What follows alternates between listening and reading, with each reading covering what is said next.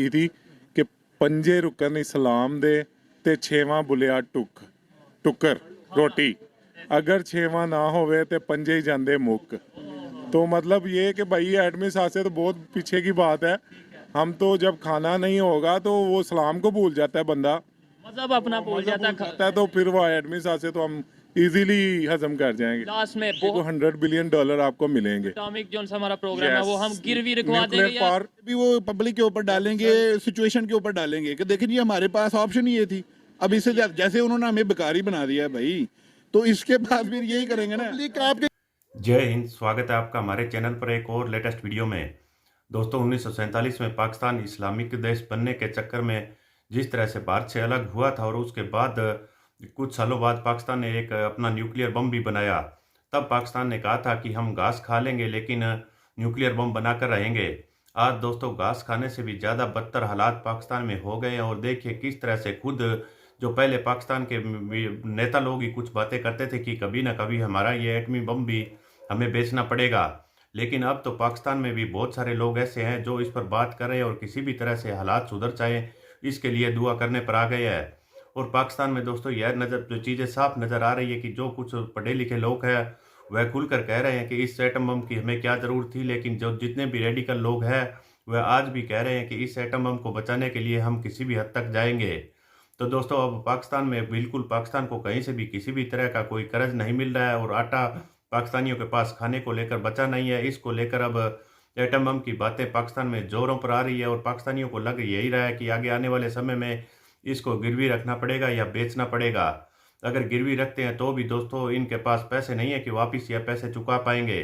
तो चलिए हम आपको दिखाते हैं पाकिस्तानी जनता का एक बहुत ही बढ़िया और मज़ेदार वीडियो है। इससे पहले वीडियो को लाइक कीजिएगा, प्लीज़ हमारे चैनल को सब्सक्राइब कर लीजिएगा। चलिए करते हैं वीडियो स्टार्ट। या जितना हमने सुना है मीडिया पे या जितना उसको फॉलो कर रहे हैं सारे मामले को, मुझे उसमें एक ही चीज़ नज़र आ रही है कि वो कहीं ना कहीं कोई बिग डील चल रही है। बिग डील में क्या हो सकता बिग डील में सिर्फ और सिर्फ एक ही चीज़ नज़र आती है, कोई $100 बिलियन की कोई आपको पैकेज आ जाएगा अमेरिका की तरफ से या कहीं भी की वर्ल्ड बैंक या कोई भी बदले में उसके बदले में आपको IMF या अमेरिका हमसे वो उठा के तो नहीं ले जाएगा, लेकिन कंडीशन कुछ लगा देगा, वो कंट्रोल कर लेगा।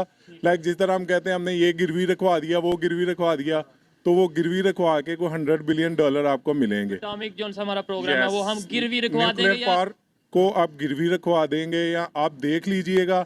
जहाँ तक चीज़ें समझ आ रही हैं, मुझे पहले ये नहीं समझ आती थी कि यार ये रजीम चेंज में इतनी बड़ी डील हो सकती है, लेकिन अभी समझ आ रही है कि रजीम चेंज उसी तरफ जा रहा है। असल में देखें जैसे इकॉनमी हमारी डिसास्टर हो गया ऑलमोस्ट, यही है कि वो आपको कहीं ना कहीं बिग डील जो है वो न्यूक्लियर पावर को देखना पड़ेगा। ये बताएं कि हमें तो 75 साल से ये बताया जा रहा है, इस बात से डराया जा रहा है कि भाई हमारे पास एटॉमिक पावर है इसलिए हम जो सा इंडिया हमारे पे नहीं अटैक कर पा रहा। अगर एटॉमिक पावर हमारी खतरे सर में इसमें मैं जस्ट एक आपसे पॉइंट कहना चाहूँगा। देखें जब से आपने न्यूक्लियर पावर का आपने तजुर्बा किया है, अमेरिका उस वक्त भी आपके अगेंस्ट था, आपको उस वक्त भी रोका गया था, लेकिन जो भी सिचुएशन थी आपने वो किया अपने आप को उस वक्त सेव करने के लिए। ये पॉलिसी तब से चल रही है बैकबोन पे, आपको वो इस चीज़ से महरूम करना चाहते हैं।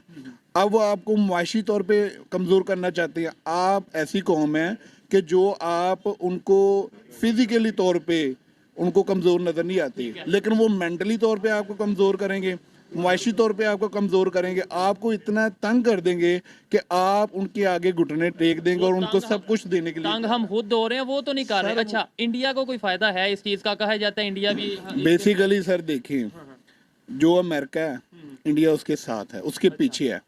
जो अमेरिका ने कहना है इंडिया ने वही करना है।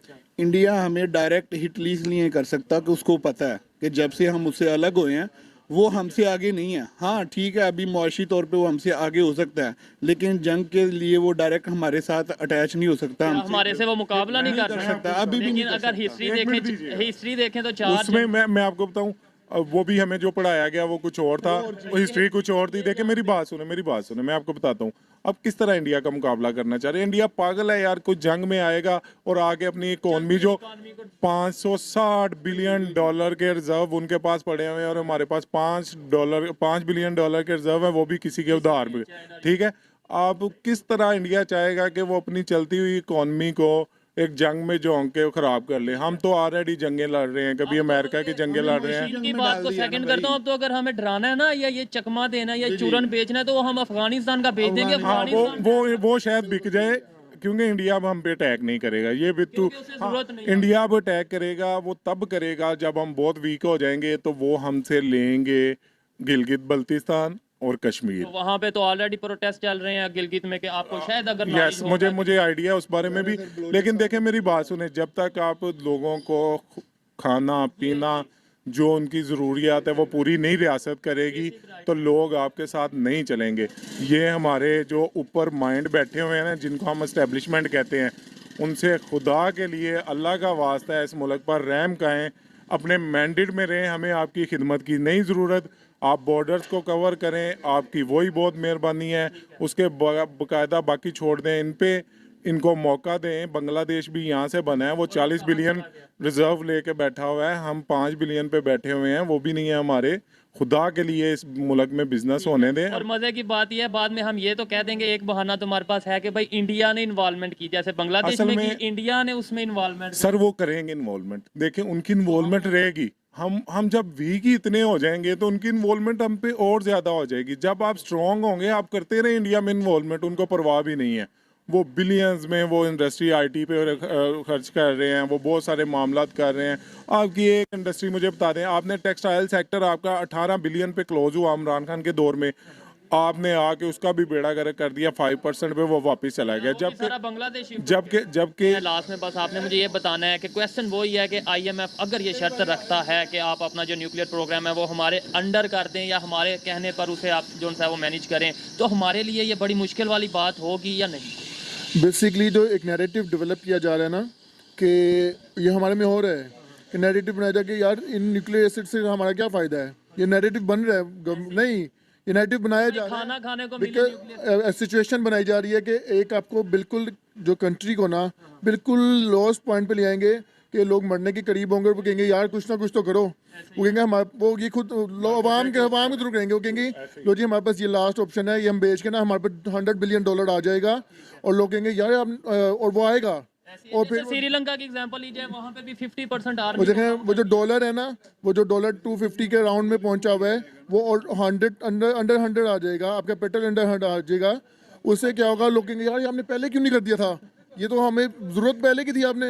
वो फिर कहेंगे और ये तो हमारे थ्रू ही कराएंगे, और बाद में कहेंगे देखिए जी हमने तो आपके कहने पे किया है। के कहने पे किया। इनका पॉइंट बड़ा वैलिड है कि मतलब कि कहीं ना कहीं पब्लिक को इतना मजबूर कर दिया जाए कि वो खुद बोलने लग पड़ा। अपने ऊपर नहीं लेंगे ना, ये भी वो पब्लिक के ऊपर डालेंगे, सिचुएशन के ऊपर डालेंगे कि देखिए जी हमारे पास ऑप्शन ही ये थी। अब इससे जैसे उन्होंने हमें बेकारी बना दिया भाई, तो इसके बाद फिर यही करेंगे ना। पब्लिक आपके कहने पे किया है, आप लोगों को चॉइस हमारे पास चॉइस को छोड़ेंगे तो नहीं ना, कोई चॉइस होगी फिर ना। जब भूख और अफलासी की हालत होती है ना, फिर इज्जत वकार कौमों के चले जाते हैं। अब मैं इसमें आपको एक शेर बताता हूँ, मियाँ मोहम्मद बख्श का है, बाबा बुल्ले शाह का। इसको उन्होंने दीन पे बात की थी कि पंजे रुकन इस्लाम दे ते छेवां बुलिया टुकर रोटी, अगर छेवां ना होवे ते पंजे ही जांदे मुक। तो मतलब ये कि भाई एडमी साथ से तो बहुत पीछे की बात है। हम तो जब खाना नहीं होगा तो वो सलाम को भूल जाता है बंदा, मजहब अपना भूल जाता है। तो फिर वो एडमी साथ से तो हम इजीली हजम कर जाएंगे। लास्ट में बहुत ज़्यादा टाइम लिया, और टाइम मुझे उम्मीद नहीं थी इतनी लंबी गुफ्तगू होगी, लेकिन अच्छा लगा। एजुकेटेड जब किसी से बात करते हैं तो अच्छा लगता है। लेकिन जब हुकूमत आएगी Policies बेहतर वो आके ये सोचेगी कि हमने एस्टेब्लिशमेंट को किस तरह राजी रखना है, तो वो फिर उसका ध्यान इसी तरफ। अस्सलाम वालेकुम। वालेकुम अस्सलाम। आपका नाम? हाफिज़ मोहम्मद साकिब। आपका नाम? फुराका अतीक। क्या करते हैं आप? मैं स्टडी कर रहा हूँ, क्या स्टडी कर रहे हैं? BS human nutrition and dietetics. ज़बरदस्त। टॉपिक मेरा ये है कि इस टाइम जो पाकिस्तान की कंडीशन है, हम कुछ लोग ये कह रहे हैं टेक्निकली डिफ़ॉल्ट हो चुके हैं, और कुछ लोग कह रहे हैं कि हम डिफ़ॉल्ट होने के करीब हैं। और इसी सिचुएशन में IMF से लोन लेना भी हमारी मजबूरी इस टाइम बन चुका है। हमारे प्राइम मिनिस्टर ये कह रहे हैं कि हम उनकी शराइत भी मानने के लिए तैयार हैं। उनकी शराइत में से सुनने में ये आ रहा है कि एक शर्त ये भी होगी, या कहा यह जा रहा है कि जो हमारा एटॉमिक प्रोग्राम है उसे वो अपने कंट्रोल में ले लेंगे। अगर ऐसा हुआ तो क्या होगा? सर सबसे पहले तो हम शुक्र करते हैं कि जब हमें ये पाकिस्तान मिला था ना, ठीक है। तो उस वक्त से लेके अब तक जो भी आया उसने यही कहा कि पाकिस्तान डिफ़ॉल्ट होने के करीब है। और ये आप भी जानते हैं, मैं भी जानता हूँ कि अब तक ना पाकिस्तान डिफ़ॉल्ट हुआ है और ना इंशाल्लाह ये आने वाले नहीं, वक्त इधर में। से थोड़ा सा मैं डिसएग्री करता हूँ। जब से पाकिस्तान बला तब से नहीं लोग कह रहे डिफॉल्ट होने के करीब है। ये तो बहुत बेहतर भी परफॉर्म कर रहा था। एशियन टाइगर भी इसे कुछ लोग कहते थे, दुनिया में कहलवाया जाता था। जीडीपी ग्रोथ काफ़ी बेहतर थी। ये तो अभी 2000 के बाद की अगर बात करें बहुत तेज़ी से डाउन की तरफ जा रहा है। सर अगर आप देखें तो जब से हमारे पास ये मार्शल लॉ लगने स्टार्ट हुए थे ना, जनरल याहिया के दौर से, उस वक्त से आपको ये सुनने को मिलेगा कि पाकिस्तान डिफ़ॉल्ट होने के ऐसे ही करीब है, आ गया ऐसे ही है। था। और वो 2000 से पहले का ही इरा आ जाता है। ठीक है। वो मतलब जनरल याहिया के दौर से आगे ये अमूमन सुनने को मिला कि पाकिस्तान डिफ़ॉल्ट होने के करीब लेकिन है। अब तो वाकई जो नज़र आ रहा है अभी जितनी महंगाई आपको लगता है पहले कभी इतनी महंगाई हुई होगी या हमने तसव्वुर भी किया होगा कि आटा 160 रुपये 70 रुपये मिलेगा। ये चीज़ है कि वाकई महंगाई हो रही है। और एक दूसरे नंबर पे 160-70 रुपये भी मिलेगा या नहीं मिलेगा। ये चीज़ है, वाकई है कि मतलब 160 रुपये में मिलेगा या नहीं मिलेगा, इसमें बेसिकली यही समझा जाएगा। क्योंकि अगर आप हालात देखें, अगर तो हुकूमत इस चीज़ पे फोकस करे तो ये मिलेगा ज़रूर। बेशक 160 170 का मिले, लेकिन मिलेगा ज़रूर। लेकिन जब आप लोग एक दूसरे की टांगे खींचने में, एक दूसरे को नंगा करने में लगे रहेंगे, फिर कुछ फिर भी नहीं होगा। आटा मिले ना मिले किसी ना किसी तरीके हम गुजारा कर लेंगे। हमारे पॉलिटिशियंस भी कहते हैं कि घास खा के गुजारा कर लेंगे। लेकिन एटॉमिक प्रोग्राम अगर खतरे में जाता है या किसी और के कंट्रोल में जाता है तो फिर हम गुजारा कर पाएंगे। कहा यह जाता है जी इंडिया तो हमारे इस इंतज़ार में, कहा यह जाता है कि इंतज़ार में बैठा है कब एटॉमिक प्रोग्राम इनका जाए और फिर हम अटैक करें, फिर हम कश्मीर लें और ये वो। हम तो खुद ऐसी सिचुएशन और पोजीशन बना रहे हैं। सर बाकी बातें जो भी हैं, पाकिस्तानी जैसे भी हैं ना, लेकिन ये अपनी गैरत के मामले में, अपनी इज्जत के मामले में इतने खुददार हैं कि अगर इनके एटॉमिक पावर को किसी भी किस्म का कोई खतरा भी होता है ना, तो इंशाल्लाह ये उससे पीछे नहीं हटेंगे। इन्हें मरना पड़ा ये उसके लिए मार पड़ेंगे, लेकिन उसको खतरे में नहीं डाल ये सकते। एटॉमिक पावर कौन सा रोड पे पड़ा है कि लोगों को पता चल जाएगा कि एटॉमिक पावर, ये तो साइन होना है और एटॉमिक प्रोग्राम यहाँ से चले जाना है, हमें पता भी नहीं चलना। ये तो बाद में पता चलना है कि भाई इस टाइम हम एटॉमिक प्रोग्राम में। ये चीज़ भी आपकी मैं एग्री करता हूँ, लेकिन ऐसा कभी हुआ नहीं है कि मतलब आप सिग्नेचर कर दें और आपको बाद में पता चले। जब जाहिर सी बात, अब आप देख रहे हैं ये मतलब कंडीशन जो चल रही है हमारी, अगर तो कोई मतलब अगर मैं शहबाज शरीफ की बात करता हूँ, अगर ये साइन करने की कोशिश करेगा तो आपका क्या ख्याल है, इमरान खान चुप रहेगा? इमरान खान चुप तो नहीं रहेंगे। और फिर दूसरी कंडीशन ये बन जाएगी IMF लोन नहीं देगा, फिर हम क्या करेंगे? IMF लोन नहीं देगा तो इसका सबसे बड़ा जो हल है ना, आप सल्लम की मतलब उन्होंने जब स्टार्टिंग में ही अपने 1400 साल पहले बता दिया था कि जब तक आप लोग सूद को नहीं छोड़ सकते तब तक सूद खुली जाएंगे। ठीक है, तो हमारा तो पूरा निज़ाम ही चाली अल्लाह और उसके रसूल के साथ खुली जाएंगे। तो देखा होगा दोस्तों किस तरह से अब पाकिस्तान में इस एटम बम की बातें शुरू हो गई है। और दोस्तों अब आगे आने वाले समय में एक दिन आपको ऐसी ब्रेकिंग न्यूज़ मिलेगी कि पाकिस्तान ने अपना एटम बम बेच दिया है या गिरवी रख दिया है और पाकिस्तानी यह पैसे कभी भी वापस नहीं करे। आज तक जितना भी कर्जा लिया है पाकिस्तान ने एक भी पैसा किसी को वापस नहीं किया। और क्योंकि दोस्तों इनके पास ना ही तो कोई अच्छा नेता आया और ना ही कोई इनके पास अच्छे इकोनॉमिक प्लान है। और जो कोई भी आता है, जो इनको हर कोई कहता है कि मैं एक नया पाकिस्तान बना कर दूंगा, लेकिन वह जो पीछे वाले नेता होता है उन सब में नंबर 1 की पोजीशन पर चला जाता है। क्योंकि आए दिन रिकॉर्ड तोड़ करप्शन ही पाकिस्तान का बेड़ा गर्क कर रहा है। तो देखते हैं आगे आने वाले समय में पाकिस्तानी आप लोग किस तरह से इससे सारे इकोनॉमिक क्राइसिस से निकल पाते हैं।